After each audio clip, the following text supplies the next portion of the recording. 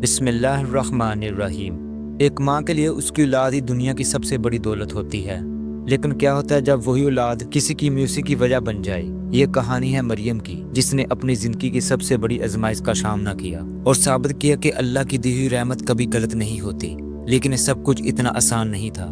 نعیم اور مریم ایک چھوٹے سے گاؤں میں رہتے تھے۔ ان کی دو بیٹیاں تھیں، عائشہ اور زینب، جو اپنی ماں کی طرح محبت کرنے والی اور شرارتی تھی۔ مریم اپنی بیٹیوں کو دیکھ کر جیتی تھی، لیکن نعیم کا رویہ مختلف تھا۔ وہ بیٹے کا خواہش مند تھا جو اس کے خیال میں اس کا نام اور خاندان آگے بڑھا سکے۔ جب مریم نے تیسری بار خوشخبری دی تو نعیم کے دل میں امید جاگی۔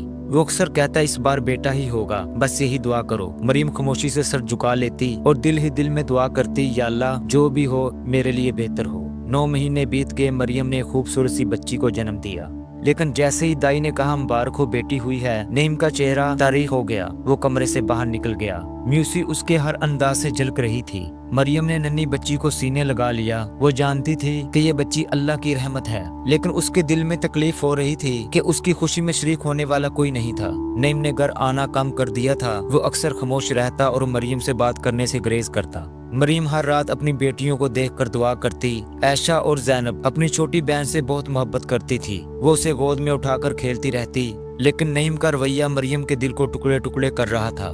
ایک دن جب مریم نے ہمت کر نعیم سے کہا یہ بیٹی بھی تمہاری ہے، اسے قبول کر لو، تو نعیم نے تلخ لہجے میں جواب دیا، تم سمجھتی نہیں، بیٹے کے بغیر ہمارا خاندان مکمل نہیں ہو سکتا۔ وقت گزرتا گیا۔ ایک دن نعیم کام سے واپس آ رہا تھا جب راستے میں اچانک اس کی گاڑی خراب ہو گئی۔ یہ رات کا وقت تھا اور چاروں طرف اندھیرا تھا۔ نعیم پریشان ہو کر سڑک کے کنارے بیٹھ گیا۔ وہ سوچ رہا تھا کہ گھر کیسے پہنچوں گا۔ اتنے میں ایک فقیر وہاں سے گزرا۔ اس نے نعیم کو دیکھ کر کہا، بیٹا یہ پریشانی کیسی؟ نعیم نے غصے میں جواب دیا، تمہیں کیا معلوم میری زندگی کتنی مشکل ہے؟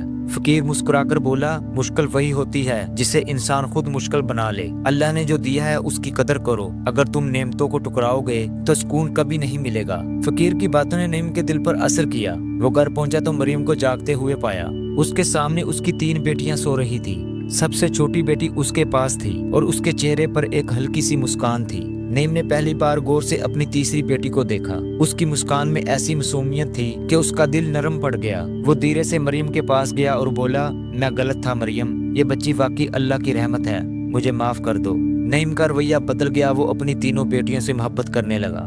جہاں اس کا دل پہلے بیٹے کی خواہش سے بھرا ہوا تھا، وہاں اب سکون اور خوشی نے جگہ لے لی تھی۔ تیسری بیٹی کی مسکان نے اس کی زندگی میں روشنی بھر دی۔ یہ کہانی ہمیں یہ سبق دیتی ہے کہ اللہ کی دی ہوئی ہر نعمت کی قدر کرنی چاہیے، کیونکہ سکون اور خوشی انہی چیزوں میں ملتی ہے جو ہمارے پاس موجود ہیں۔ بیٹیاں واقعی اللہ کی خاص رحمت ہوتی ہیں جو دلوں میں محبت اور زندگی میں خوشیاں بھر دیتی ہیں۔